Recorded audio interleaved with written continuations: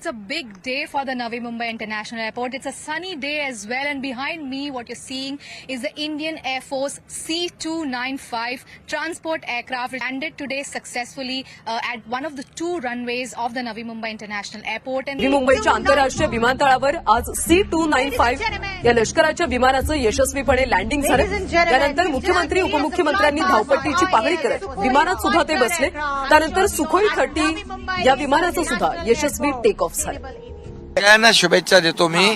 आज यशस्वी लँडिंग झालं आणि फायटर फ्लाईटचं पण फ्लायपास झालं, त्यांचं आम्ही स्वागत केलंय आणि मार्च मध्ये लवकर रेग्युलर फ्लाईट सुरू होतील, त्यामुळे इथल्या जनतेला वरदान मिळेल। मुंबई आणि नवी मुंबई एअरपोर्ट आम्ही कनेक्टरनी जोडतोय, लोकांचा वेळ वाचेल, इंधन वाचेल, पोल्युशन वाचेल आणि या भागाची भरभराट होईल। नवी मुंबई आंतरराष्ट्रीय विमानतळाचं काम आपण मागच्या काळात सुरू केलं होतं। आज त्याच्यावर पहिलं टेस्ट लँडिंग झालेलं आहे आणि ते यशस्वीरित्या झालेलं आहे। आता नवी मुंबई आंतरराष्ट्रीय विमानतळ हे पूर्णत्वास येत असताना लोकांच्या दृष्टीनं ते आणखीन फायदेशीर कसं व्हावं या दृष्टीनं सुद्धा विचार सुरू आहे। अटल सेतू हा सुरू झालेला आहे, त्याच्यामुळे नवी मुंबईतून थेट मुंबईमध्ये यायचं असेल तर अवघ्या 40 मिनिटांमध्ये हा रस्ता जो आहे तो कापता येणार आहे।